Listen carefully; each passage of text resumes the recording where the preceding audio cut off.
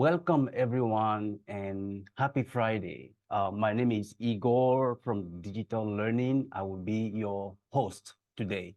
I would like to thank you for joining us today for our last brown bag of the semester.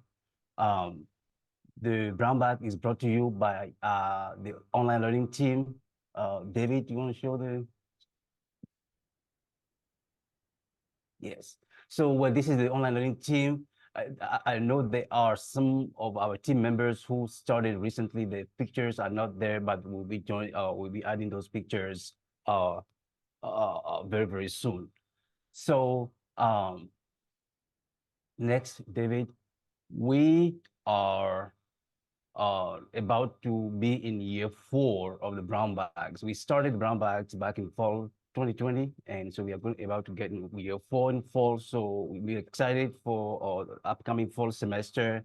And the brown bags have been successful, as you know, mostly because of you, faculty who volunteer to lead brown bag sessions, and you in particular who attend our brown bags every 2 weeks. And so we are again looking for faculty who may lead a brown bag session in fall. And so, as you know, if you've been here before, if you're here for the first time, you don't have to be an expert in online teaching. You can partner with another faculty to lead a session in the fall. And so if you're unsure what you want to do, I'm happy to meet with you, or you can email me. We can chat over email or in Zoom. So please, if you're interested in leading the brown bag in the fall 2024, email me. And I will also be sending also another email out this summer, making a direct ask. And the second announcement is about our summer offerings. Um, for the first time since our unit was created, we are going to be offering some courses this summer. And so we will be including the list of our offerings in our newsletter that will be coming out next week. And so that's it for our announcement for now. So I am going to ask my colleague, David Desalmier, to introduce our today's speaker. David? Great, thanks, Igor. So today I'd like to, we saved our best for last. Ashley, thank you so much for joining. So let's introduce Ashley King today, who is a lecturer in the Department of Accounting and Information Management in the Haslam College of Business. Prior to coming to UT, Ashley worked as a senior auditor in public accounting. During her time in public accounting, she worked on engagement teams to audit both financial statements and information systems for many companies. More recently, Ashley has been studying for her PhD in learning design and technology. She studies the impacts of technology on group dynamics and inclusive pedagogical practices. Welcome, Ashley. Thanks, David. Thanks, Igor. So I'm really excited to be here. That's a very generous introduction. It feels like a million years ago that I was a CPA. I've been teaching here in Haslam this is my 6th year. So just so you guys know where this kind of talk is coming from, I have classes that meet in fully asynchronous environments. I have classes that meet synchronous online, and I have classes that meet fully face-to-face. But this semester, I'm truly blessed. This semester, I have 2 high flex classes where I have half of my students online and half of them in person at the same time. So one of them is truly high flex because the students get to choose whether or not on a daily basis they show up to see me in person or are online or are fully asynchronous. There are 1,100 students in that class. And it's super fun when they all decide to show up because the rooms are not that large. But that doesn't happen very often. It did today.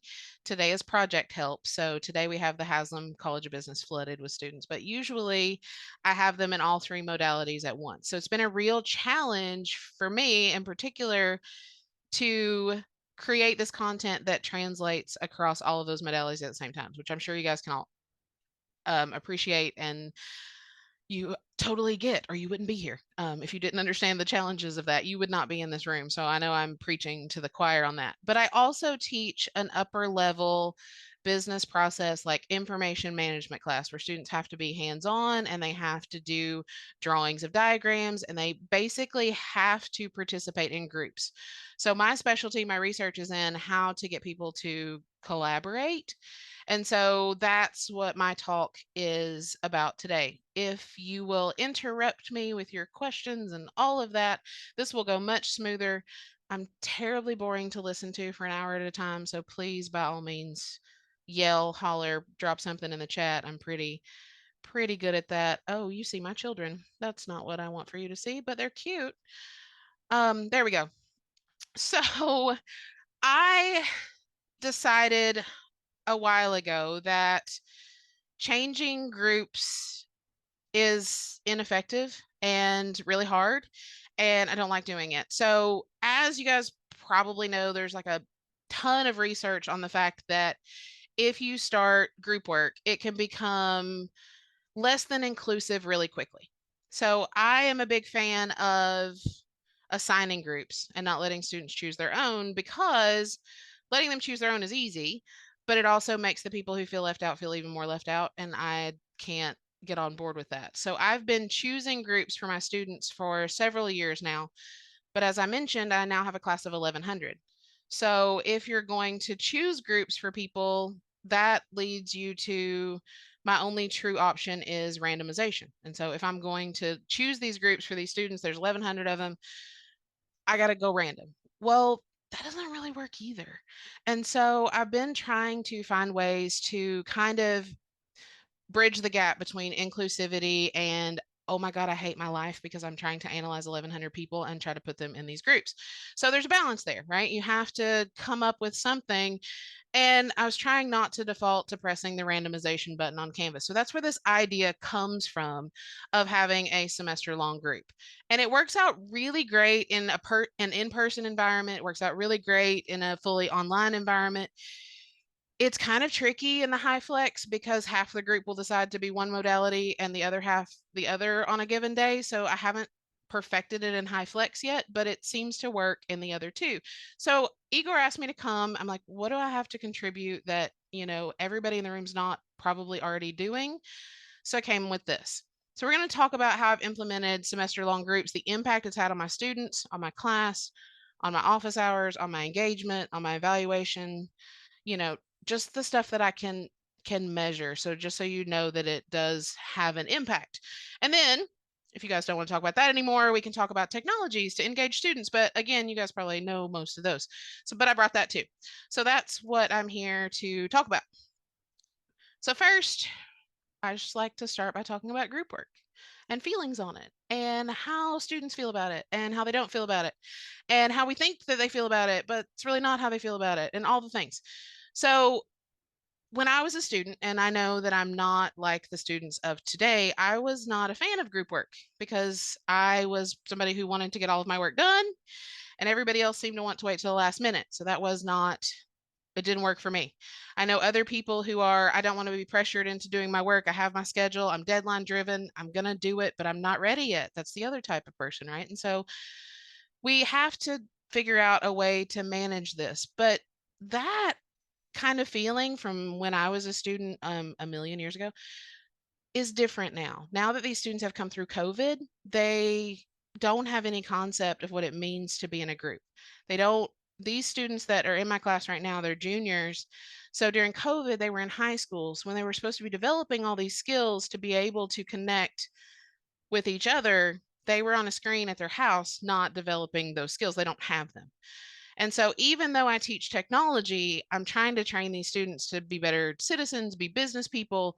They have to learn to work in a team. And when I tell you they hate it, it might be the understatement of the century. They hate it. So I had to figure out something that could overcome those barriers. So we're going to talk about their feelings on it, how that led into these semester long groups. And then because you're educators, you like data, I brought you some. So I brought some data to back up why I continue to do this and why I continue to rack my brain on how to make it better. Then we can talk about tech if you want to. So if there's only a few of us here, right? So I'm used to classes of 1100 where nobody can talk to me. There's 18 of us here. You can all talk to me if you want to. We have enough time for that. But what percent of your students do you think, or of students that you've ever met in your life, what percent would you say like to work in groups? Anybody have any deep feelings on this? Like, my students hate it. My students really like it. Anybody have any feelings? Oh, hold on. I got to open a chat window. I'm pretty sure that's how y'all are talking to me. Hold on. There we go. 25% like it. 15%. All right. Dr. Bob, I want to come to your class. 60% of your people like group work. I'm coming. Oh, Melissa, I'm with you. So 5% at best, right? Like, of my 1,100 students, if I were to go downstairs and ask a poll and ask how many of them were happy that they were in a 4-person group, maybe 10 of them, right? 10 out of 1,100. Like, that's how I feel that they feel. And the reason that I feel that way is because those are the people I hear from. I only hear from people who are unhappy. The people who are happy, they've done their work. They don't have to talk to me. So, but you feel like, or I feel like, it's a very small percent of these students who like to work in groups. Well, I started researching it. I was like, do really all students hate working in groups? And it turns out they don't. And so it depends on where you're from, what you're doing, what discipline you're in. Like, I can pull a study basically that comes up with any number. These are two of my favorite studies because they explain the whys. But there's a study by Daba that talks about how 53% of the students in Ethiopia prefer group work to any other kind of work. They would rather work in groups than do anything else, like read, draw pictures, do technology on their own, anything. They want to talk to people and be in a group. They don't want to listen to you lecture. They don't want to read. They don't want to watch videos, any other option. And I'm like, yeah, that's not my students. That's definitely not it. So that must be a cultural thing. And it probably is. But then you start to think about inside higher education. Well, that's an American organization. That study is done on American students. And 38% of the students in that survey, and there's like almost 500,000 students in that survey, I think. So 38% of them said small group discussion is their favorite type of learning. Okay, there's something to this. So if 38% of the people say that's my favorite, okay, again, I must be hearing from the like lower levels of people that are just mad about it. And so I kind of had to rethink this. Just because I hated it and just because I hear from people who hate it and get 600 emails that are mad about it, it's just because it's the vocal minority. So the answer to how many people like it is, well, it depends, just like everything else. Depends on culture, students, content, modality, how old the students are. It depends on the assignment. If the assignment is something that can be broken into pieces, people are more likely to appreciate it being done in a group. If it's something that has to be done all at the same time, they're less likely to want to do it in a group. It's just a matter of convenience. But in my experience, no matter how I break it down, no matter who we talk about, no matter whether it's my non-traditional students or it's my first years, it doesn't matter. I really still think that it's probably closer to a lot lower than that, 5%, 15%. So what are we going to do about it? So then you start thinking about, okay, they don't like it. I've convinced myself of this, even though the studies say that some of them do.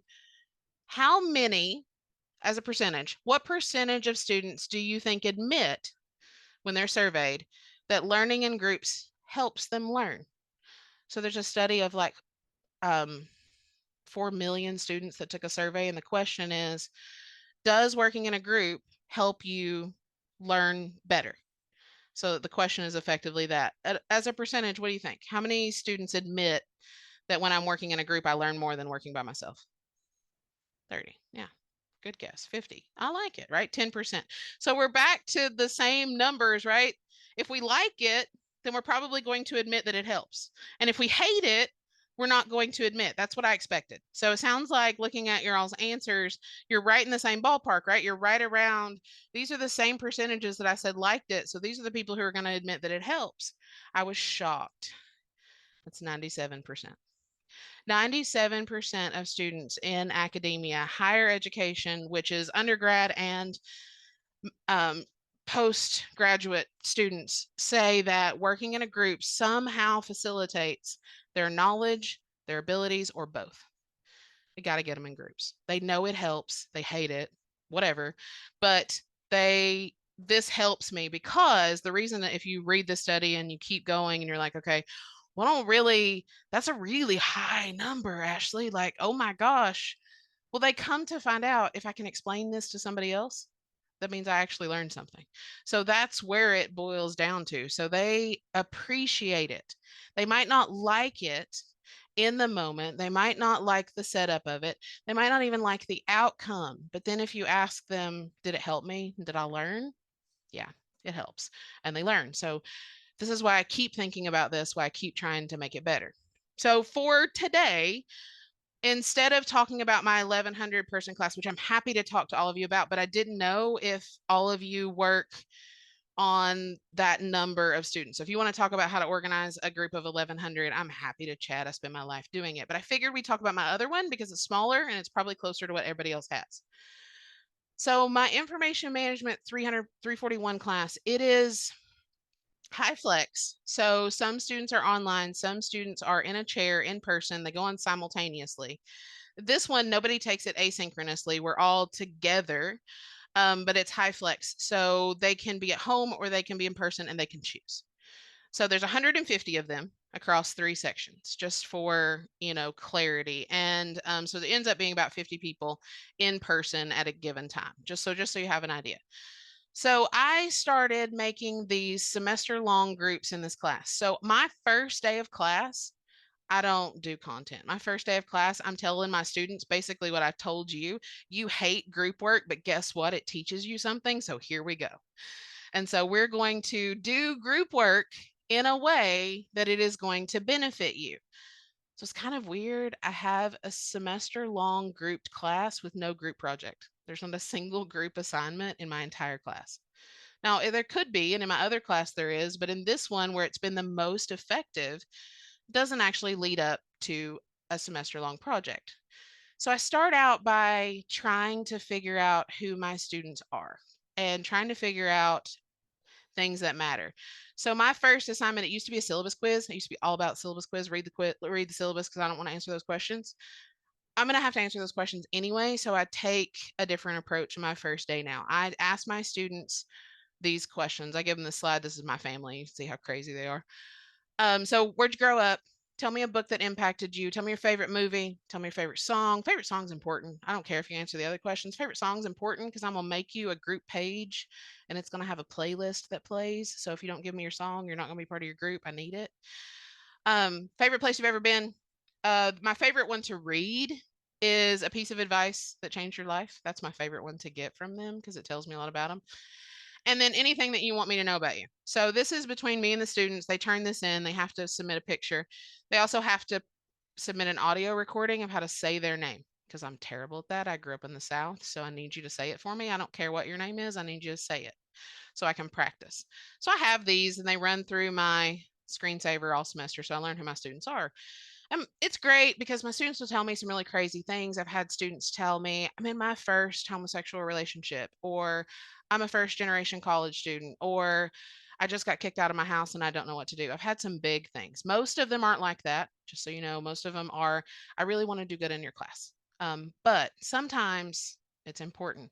And you can kind of get people to a place where they're starting to connect with other people who are like them. So I have more information about them than they probably would give an average instructor, which is kind of nice. I don't use it for that purpose, but it comes in handy later.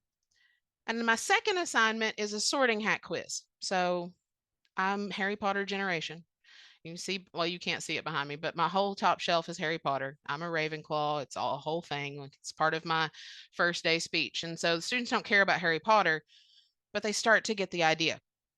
So I do this sorting hat quiz. And basically, it's 6 questions. It sounds really difficult. I actually brought it so I could show it to you, just in case you cared. And you might not care, but you're going to indulge me anyway. So I ask them these 6 questions. They get 100 points for filling it out. 95 points is what's your favorite color? Because ultimately, it all boils down to color. But they don't know that. They just know they've got to fill out the questions to get the points. So what's your favorite color? And then there's a constraint on how many of you can have your favorite color. So could you pick a second favorite color? That's question 2. Then I say, okay, choose your favorite shape from these options. Do you want a star, a heart, a circle, a square, or a triangle. Pick one. And then I say, enter your favorite number. This question is weird. If you ever ask students their favorite number, you know immediately what group they need to be in, because some of them are even and some of them are odd. And then there's the 5 students in your class whose favorite number has a decimal. Those people, they need to be in a group together. They're strange. But I like that question. So tell me your favorite number. And then I say, okay, your perfect day happens at which one of these places? So my students feel like I'm making these groups based on the choices that they make. Last question.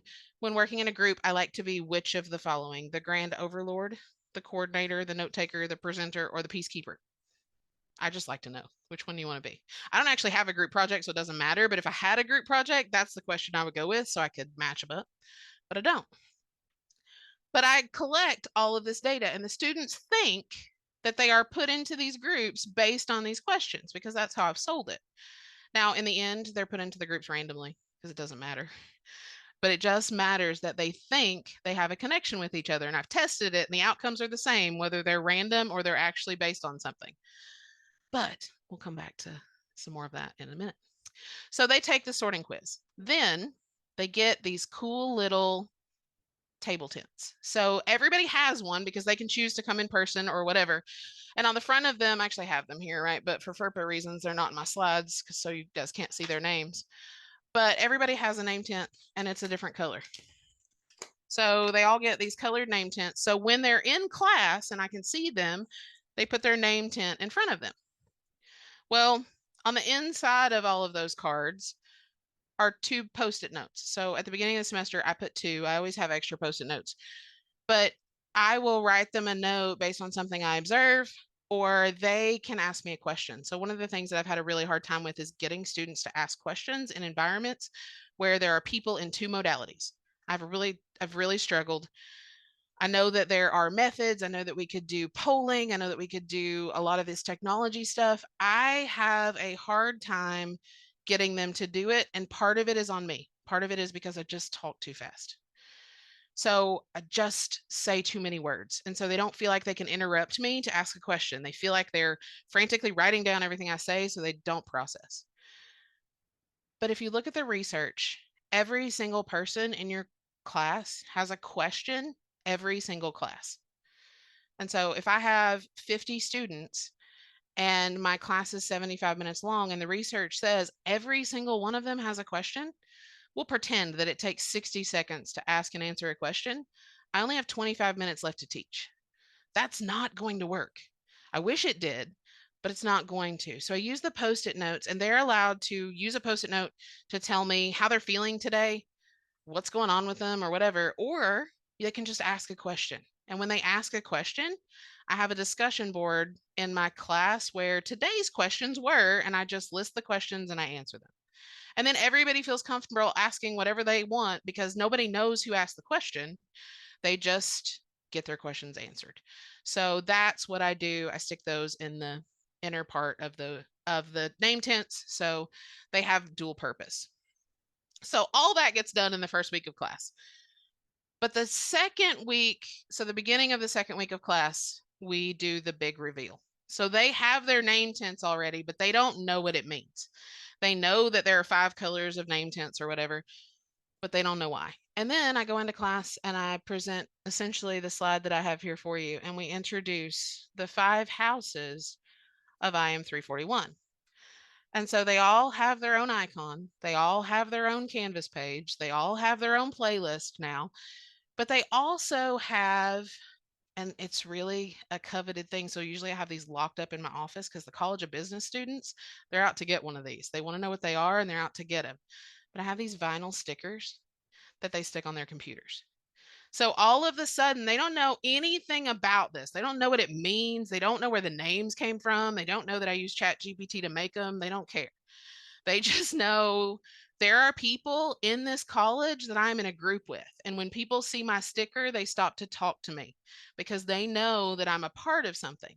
So my students from past semesters, I've been doing this for 4 semesters, I think now. So they will start talking to each other as they pass each other in the hallway because the stickers are on their cups and they can see them everywhere. So they've started to figure out how that works. And so these are the 5 houses. Now, the names mean nothing. Some of them are my favorite survivor tribes because I'm a survivor junkie. Some of them are other words that I like in other languages, like Solaris is sun in some other language, so it's yellow. But really, there's no deep meaning to any of them, but I make up stories about what they mean just so they have some kind of buy-in. They don't get into Harry Potter, so tell them they're a Ravenclaw doesn't mean anything to them. But this starts to mean something to them because they can see it. So once they're in their houses, they, like I said, they have their own playlist, they have their own homepage. If you've ever put students in a group on Canvas, it's really cool. And I never used it to its full capability until I started doing this. But I force my students to communicate through their Canvas homepage. So a group has a homepage, just like a Canvas course does, and you can upload files and you can create discussion threads and you can do all these things. So they have all of this by the time the semester is built out, which is really kind of cool because they don't actually have an assignment that they have to do together. They're just in a group. They're not working on a semester long project. They're not doing any of that. They're just finding their people so that they can learn from each other. I did not know you were a Survivor junkie, Igor. That's great. I love Survivor. We can talk later. Boston Rob's my favorite. We can argue about it later. Anyway, off Survivor, onto homepages. So they deal with their playlists. They will pass files back and forth. They talk about, I need help with this homework problem. Can you help me? This is what I've got. They'll upload screenshots. Now I can see everything they do. They don't care because occasionally I'll get on there and chime in and give the answer. It also keeps them off GroupMe. And so I love it because now they're engaged in class. I've used Teams to do this kind of thing before. I've used other chat messenger things to like try to build community. Canvas has worked the best for me with these big long semester groups. So what do I do with them? Well, every week we have an in-class activity and you can participate on Zoom or in class, but which people you are with for the activity depends on the activity we're doing. Sometimes you must be with people who are in your color. Sometimes you cannot be with people who are in your color. So it just depends. And then they don't like the weeks that they're not with people in their color because those are their people and they've like figured it out now. They don't like it when I separate them. But sometimes, oh, I forgot to mention on the inside of all these cards, I drew the shape that they picked and I wrote their favorite number. So sometimes you have to be in a group with people who have the same shape as you. And sometimes you have to be in a group with people who are you an odd or an even. You have to find those people. So you got to go meet people so you figure it out. So that's kind of fun. We do that at the beginning of the semester just so we are building a bigger community. But every week there's an activity. We spend about 15 minutes of class once a week doing something where they can interact together. Oh, Sally, they used to be awful. Sally says, I need to revisit Canvas groups because they used to be awful. They used to be awful. They're becoming more like Teams where you can file share and like plan stuff and you can put assignments and you can like talk to each other with announcements and discussion boards. They're pretty great. I didn't like them for a long time either, but they're pretty cool. We can look at them in a little while if we need to. So ultimately, like I said, this seems silly to put them in these semester long groups to not even have a group project. Seems like a lot of work for no gain. But then, are any of you guys competitive? Anybody like competition? Anybody think your students like competition? We've all heard of gamification, right? But competition is, what is it? The better part of valor. So that's not how the saying goes, but you know what I mean, right? We all like competition. We all like to win. And so that's what I use it for. Anne raised her hand. I think she's raising her hand because she likes competition. Anne, did you have a question or you're raising your hand because I like to be competitive? No, ma'am, I am all about the competition. Yeah, I was like, I feel like Anne is just like me, pick me. I like to compete. Me too. Competition's contagious. So this is my semester data from this semester. I was going to pull it all, but then it didn't really matter. It all comes out about the same. So I start this with 4 exams in my class. So they're able to earn extra credit on exam 3 and on exam 4 with their team because those are the 2 hardest exams. So that's why I do it. I could do it earlier, but I'm busy like building up skills earlier. So I post this thing, and this is things that I track prior to exam 3. How many people were absent in your team? How many times did you come to office hours? What's your average exam score? What is, I can't see, it's behind my computer. What was the max of your exam score? How many of you got A's and B's on exam 2? That kind of thing. What was your pre-test score? You see the pre-test scores in my class? They're abysmal. But that's my assurance of learning, right? So they take the same pre-test and the same post-test after my class. Those 30s, the average is going to go up and start with a 9. And part of it is because of this. Part of it is because they're learning this by themselves. So I show them this. I put it up, the big Canvas homepage. Here's where you're at. So Kalina clearly is the winner prior to exam 3. And so everybody else looks at it and goes, oh, Professor King, I can't win. You must have more people in Kalina, blah, blah, blah, blah, blah. Well, they're exactly the same number in every house. Like exactly. Sometimes it's off by 1 if I got a weird random student, but usually exactly. And when I get my roster from Canvas, the first time I download it, I just go through and code them in their houses. So it auto calculates all this stuff. It's not a whole lot of work, but they love it. So then you take it and you say, okay, well, we're competing on exam 3 for extra credit points. And I tell them up front, I'm like, so you see the kinds of things I use, right? Are you here? Do you come to office hours? Like, what do we got going on here? But then I tell them these categories ahead of time. So I say, I need the average on your homework, how many times you're here, how many of you watched the video that was required? Because I can see that, right? I can see how many of you watched it. How many of you turned in your homework? Just basic stuff. And then you can see Kalina won exactly 0 of those because they weren't going to let them win again. And it's all they talked about for 3 weeks. They wanted to know where they stood. And every day, Professor King, we put it up, we tell us where we are. No, do your best, and then we'll see how it shakes out. So then I award points, and it's not, in the grand scheme of things, not enough. But you guys know kids will do anything for extra credit. I'm convinced I should just call everything extra credit. They would do it all if I just call it all extra credit. They don't like the regular credit, but they like the extra. So they have been working on this all semester. So what has it done for my class? Well, where we do group work, the learning objectives that we use group work for, we have higher scores. I have increased attendance in office hours. And by increased attendance in office hours, I mean people who come to my office with somebody who is on the same team as them. So I've always tracked who comes to office hours. I have GTAs that help me with that, but I've always tracked who comes. So I've always known. But now I'm looking to see if you come with somebody else, are both of you in the same house? Because if you are, that seems to matter because that's a random chance that you're in that class. That's not your friend because I separated you. Are you here with somebody new? And then I look to see increased requests for online office hours. So I do office hours by appointment, but I do them for groups of people. So that's like huge now because they're like, my whole team would like to meet. I'm like, super. So I get them all, in a captive audience. I was shocked. I ran the numbers. I never run the numbers until I came to do this talk. It's kind of mind-blowing. So in fall of 2022, which is right before I started this in spring 23, I had 2 visits to office hours where there was more than 1 student at a time. Spring 2023, I had 7 visits with multiple students. That was my first semester. And this semester, I've had 40 as of 2 weeks ago when I put the slide deck together. It's more than that now, but it's 40. That's 471% increase. That's insane. That means they're studying together and then walking over here to ask me a question.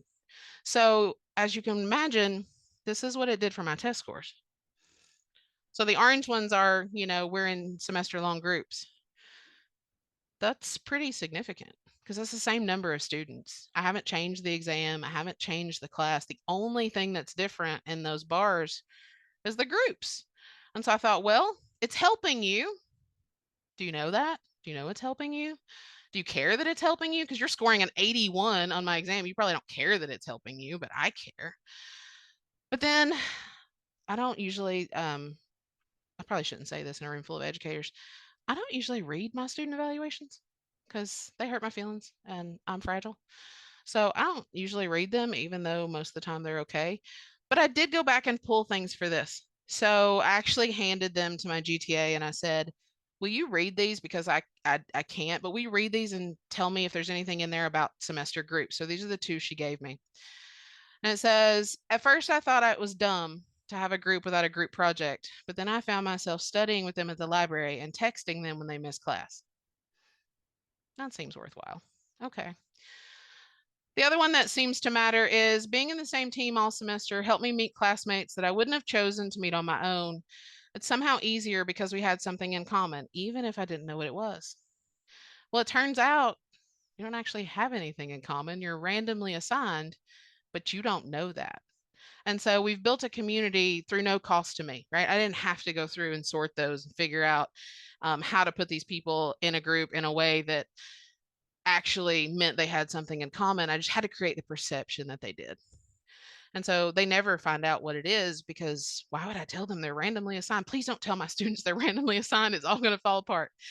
But that's, what I did. So since I've been doing this, we've have increased collaboration, individual assessments up, and student evals. So I'm pretty pleased with how it's turned out. I'm happy to talk about it more if you guys have questions, or there's something you want to know or hear your stories or what you're thinking. I don't know, whatever you want to do. I have more stuff, but Ashley, I have a quick question. Sure. You mentioned how a lot of students, don't like groups at the beginning. Do you think a lot of it's related to accountability? It can be quite exhausting to deal with people, like if you all work as a coherent team, then it's wonderful, right? You operate like a machine, right? All parts work together. But I'm curious, what are your thoughts on that? Do you think students resist it because of the accountability? So I'm gonna dance around it, David, and tell me if I don't answer it. Okay. No So problem. I think that students hate group work because of the uncertainty. I don't know Mhm. what you're gonna do because I don't know you. So they don't trust you. And so there's no sense of, I can believe in David. He's going to do what he says he's going to do. But also, even if you do what you say you're going to do, are you going to do it up to my standards? So I think there's fear. But Mhm. then the alternative to dealing with the fear is to let them choose their own group. But that, while it works, right? We have a social pressure now, right? We're friends and I picked you. So now you have to balance. But what I found as I've looked at groups where students get to pick each other is that, okay, David, we're in a group, we're friends, right? We got 2 group Mhm. projects. I got a really busy week this week and you got a really busy week next week. So you take this one, I'll take the next one. And then nobody learns. And Yeah. so this way, like, one, they don't have a group project, so it's weird. But in my class where they have group projects and they're stuck with these people, it's they're a little anxious in the beginning. But then they're like, okay, well, I mean, we're in this all semester. We got to figure out a way to make this work. Instead of, we're going to be in this 1 week and I can be mad at you, but then I get to go on to something else. Now I have to interact with you for a full semester. So we have to find a way to make it work. Does that Yeah. kind of answer No, what you're after? absolutely. Definitely. Thank you. Oh, how do I handle group conflict? Oh, Kosi. Um, I don't. Uh, they're big kids. In this class, they don't have group conflict. The worst that I get in this semester long group thing that we're talking about here, the worst I get is, Professor King, my group sucks. Why'd you put me in the group that sucks? Because we can't win. And then it's like, but you were winning and you're just not winning. Now that's overconfidence bias. And then we get to talk about what overconfidence bias is. And there's a new lesson. But in my 1100 person class, where they're in a semester long group of 4, you want to talk about group conflict, because we got tons of it. So I deal with group conflict. I teach technology, so I require documentation. I will address your group conflict, but only if you have tried to address your group conflict first and you can provide me the documentation of it. Plus, I only ever assign groups. The minimum number of people that I will put in a group is 4. And there's a really, really important reason why. So I'm going to change gears. I don't have a slide for my other class because it's huge, but there's a couple things that I do in there that are kind of important to Kosi's question about conflict. One is that you have to try to fix it on your own. But the other one is, when I'm assigning those groups, which are pseudo random, I always give students the opportunity to tell me one person you would like to be in a group with and one person you would not like to be in a group with. So you get the opportunity to say, hey, I want to be in a group with Igor. And so I don't get to be in a group with Igor unless Igor also says, hey, I want to be in a group with Ashley. So unless they match, you're not in the same group. So you got to match, and you're only allowed to pick one person because your group is 4 people, but I'll let you take a friend. If you're like socially anxious, you want to take a friend, I'll let you take a friend. But you got to both want to take a friend. But also, I want to give you the opportunity to say, hey, I know this person thinks they're my friend, and I'd like for them to stay my friend. And so we need to not be in a group together. So please don't put me in a group with this person. My best friend went through the Masters of Accountancy program with me, and we're both high achievers, and I hate being in a group with her. And so my teacher one time offered me the opportunity to say somebody I didn't want to be in a group with, and she thought I was going to pick the slackers in the class. And I said, please don't let me be with Dana. Please, I beg you, separate us, find a way to get me away from them. So I try to give them an out. And so I try to take into account that. And from there, I pseudo random. But the conflict, you have to try to resolve it. At a point, there comes a point when I will step in. I've never had a conflict where when I stepped in, it wasn't resolved. So when I say, hey, I send an email to all 4 of you and say, come to my office, they come, and it's pretty easy to sort it out. But the other thing that I do is every time there's an assignment that's turned in that like truly impacts the student's grade. If we're doing a participation assignment and you get credit for being here, fine. But if it's really going to impact you, I like to do just a quick Google form of how did your group work together? So I ask the names of your group members, and I ask you to put a percentage beside who did what. And I don't even address anything that is above 10. So there's 4 of you. You're supposed to do 25%. If you don't say something under 10, I don't even look at it. So I highlight the spreadsheet, look at any number under 10. But then what I'm really looking at before I consider something to be a conflict is, did 2 people say that Ashley didn't do her work? Because in a group of 4, I might not ever work with Dr. Bob. Dr. Bob and I might not ever interact. All of my group work might be with Anne. And every communication that I have with Anne is I did my part, and then she takes it and she talks to Dr. Bob, right? So Dr. Bob might not think I did anything. But if Anne says Ashley did her work, there's 4 of you. There's a way to tell this, even if there's not. But if you do groups of 3 or pairs, there's no way around that. So that's kind of how I look at conflict and like try to work my way through it. That's a good question. What else do you want to talk about? I like this stuff.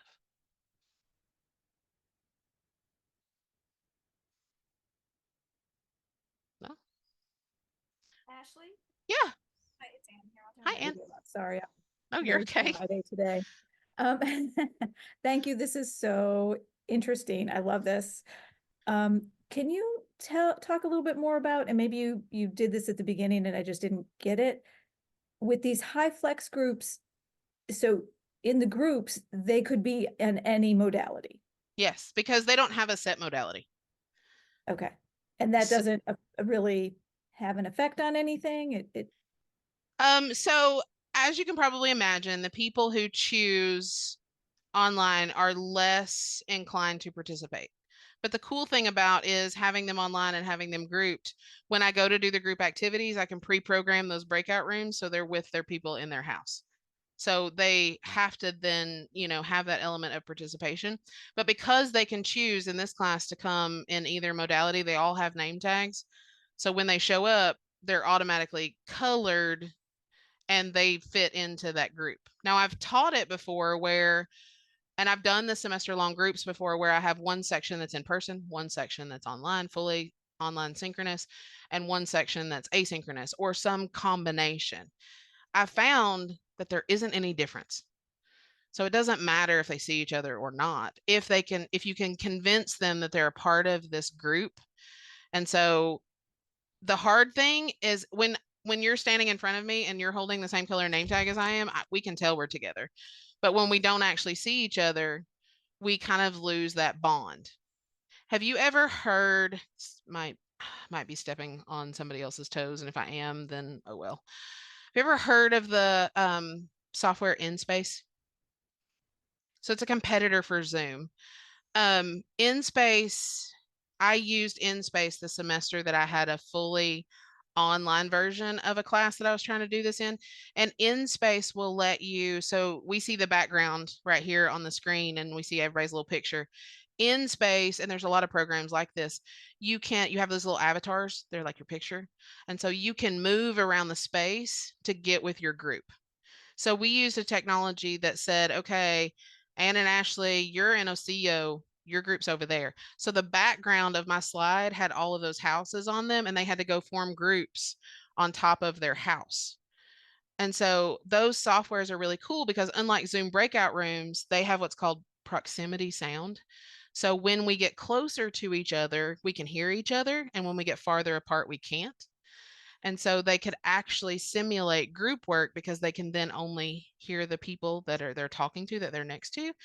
But the other cool part about that software, and I recommend it to anybody, in space, there's lots of them that have that kind of thing. And we had free licenses at UT at some point. I don't know if we still do, but you can also see when your students are talking. So my least favorite part about breakout rooms is I send you to a breakout room and I have no idea what you're doing. And I don't want to bounce around to all your breakout rooms because you're adults and I don't want to babysit you. But in space, see how there's a green box around me in Zoom because I'm talking. In space, when you're talking, there's a green box around you. And so I can tell because I can still see you who's talking. And it also lets you talk at the same time, which you and I can't talk at the same time in Zoom. So there's a lot of technology out there that increases engagement. And for all of Zoom's amazingness, breakout rooms are not its strength. So that's another thing, like when I'm dealing with technology and I think I want to do something like this, I kind of have to beg and plead for another platform. So I'll be back in space for the summer when I teach fully remote. Does that help, Anne? Yes, thank you. Thank you very much. Ashley, I'm not sure if you're aware, there's a question in the chat room from Dr. Anderson. Or have you ran into any FERPA issues with posting like group grade averages or anything like that? Oh, that's a fantastic question, Dr. Anderson. Thank you for asking it. So I'm big into FERPA. It makes me crazy. So I am like one person that like really, really, really looks at this. So I made sure before I did this, like before I went and posted this big whatever, that wherever it went, good grief, I talked a lot. How do y'all put up with me? Before I posted this, I went and asked. I was like, so tell me the FERPA violation here. And they're like, well, are you going to post anybody's name next to that group? And I said, no. And they said, okay, does anybody in those other groups know everybody that's in those other groups? And I said, no. And they said, cool, post it. I said, okay. So if they're in Alenta, they're in the group page in Alenta. And so they can see everybody that's in the group page in Alenta. But they can't see anybody in Ocio. So just like any other type of group, any other type of Canvas division, they can only see this artificial division that I have made and they can't see across it. So no FERPA violation. I checked. It's a great question. Thank you. I was curious, where do we find the homepage for the groups, the Canvas homepage that you were? Okay. All right. Hold on. Can I do this without violating FERPA? Okay, hold on. You just asked the FERPA question, so now I gotta make sure I can do this without giving you the names. Oh, I can in my other class. Okay, hold on. 1 second. Actually, if you also have a sandbox, you could possibly just showcase your sandbox because that's just empty. Well, it has no students. If right, but I have a sandbox, but it doesn't have any people in it, so I can't get to the group homepage. Ah, I see. So, okay, here we go. I just won't show you the people. So this is my 1,100 person class. I just won't show you their names. So if you go and you have these groups, right? You can make groups for everything, as you can tell. I'm like a group person. But we'll just pick on, this is Professor King chosen group number 4. That's what this means, PK group. These people decided not to take the quiz to tell me what kind of group they wanted to be in. So they're in a group together. You scroll down, there's self-chosen groups and whatever, right? There's a lot. There's 1,100 of them. So if you click on these 3 dots over here, you can visit the group homepage. So when I visit the group homepage, hey, this group actually has stuff in here. Oh, I'm so excited. We're not going to click on it, but you can, and this is the same view that the students see because I've double checked with them and like done all the screenshots from their point of view because I don't have their view. So I think somebody just said that. That's my problem with Canvas because I can't test a student to be in a group. Yeah. So I made friends with a student and made them do this. But also, Sally, one other thing. If you call OIT, and this is super fancy. If you call OIT, they'll make another instructor a student in your class. And so then you can walk to the other instructor's office and like ask them to be a student, and then you can see what they say. Yeah, a problem, not the problem. No, I totally get it. These used to be a lot more clunky than they are now. I really actually enjoy them now. But they have access, all the students have access to announcements. So if they make an announcement in here, it goes to everyone in their group. Now, mind you, me and the TAs are all in their group. So it goes to me and all of the TAs. So you can do announcements. They can also build pages because I have enabled them to be able to build pages. So in my other class that I can't show you because I can't show it to you without the list, these pages, I made one that like basically says Alenta all down it, right? And so they can go on this page and like talk to everybody. It plays music. It's got an add-in anyway. They have a people tab, but they're not going to be able to see what you can see. And I didn't mean to click on that. So ignore that. They can also create discussion boards, which is kind of fun. But my favorite part is that they can pass files back and forth. So they can drop files for each other because I teach tech. And so it becomes super important for them to be able to pass things back and forth. And so they can do it, and they can download those files and they can upload them again. The one thing that I have run into problems, and it's only been a problem in my 1100 person class, is occasionally somebody will log into their group and upload their assignment instead of uploading it in the assignment, but it's all time stamped, so I can go and get it because they're like, Professor King, I turned it in, I swear. And I've always been able to run it down, and it's here in their files because I've taught them how to share that stuff here. They can do collaborations. There's now add-ins for groups and all kinds of stuff. So I can collaborate with Google Apps. I can do a lot of different things just depending on what's going on. So this used to be awful. The students actually use it, and it turns to be pretty cool. Can they use it like texting? Yeah, they can. I always recommend that they create a discussion board and like have one that's running like for each individual assignment or whatever, have a discussion board, but they get notified on their phone through their Canvas app when they have a new discussion post. So you just have to kind of teach them to turn their notifications on for discussions, and then they get all of the discussion posts like GroupMe.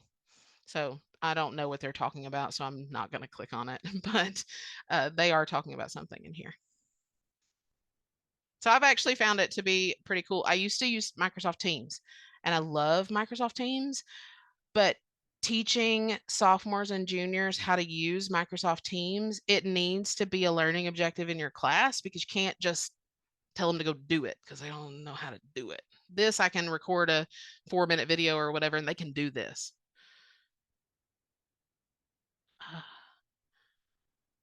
Oh yeah. I've never used Zoom Team Chat. Do you guys use Zoom? Oh, I use Zoom Team Chat all the time, just not with my students. I forget that they can do that too. Yeah, that would be tricky. I like this because they're only talking about their project in here. It tends to be that I don't have to hear about their weekend plans, which is kind of nice. They kind of separate it. And just to chime in, I like that this creates a more asynchronous environment. You know what I mean? So it's like it's convenient for them. They can, share what, based on their own schedules. So I kind of like how you set that up for an asynchronous, environment. Yeah, I didn't even use this, now that you bring it up, until I taught a fully asynchronous class last summer.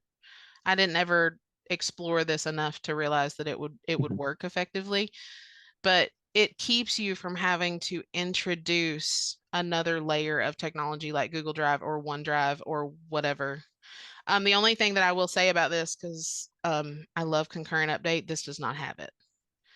So if they need to be in and working in the same file at the same time, they can't do that. They can, however, create collaborations. And if they go to their Google, if they log into Google and they go to their thing, they can go to it through here and collaborate that way.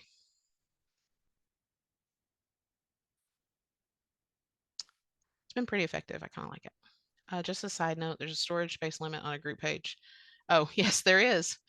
There is indeed a size limit to the group page. Kosi says, tell them to reduce the size of their images when they upload. She is in fact correct. I find myself having to tell them to go in and delete previous versions so that they don't have to manage that. Anybody have any last questions? I'm gonna be out of time soon and you guys are all gonna leave me. This has been the best part of my day.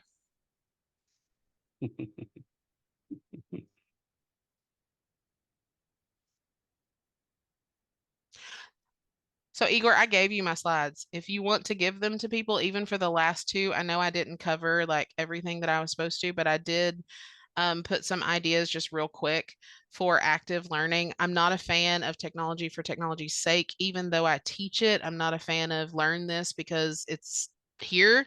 I'm a fan of learn it for a reason.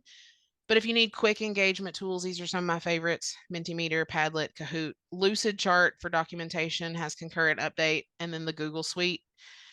The other thing is if you're looking for semester long engagement, and I'm happy to talk to any of you guys about any of these if you want to, I recommend 365 or Google Drive or Teams or even Monday. Monday's a project management software that the students get free licenses to, and it is so fun and can be done from their phone.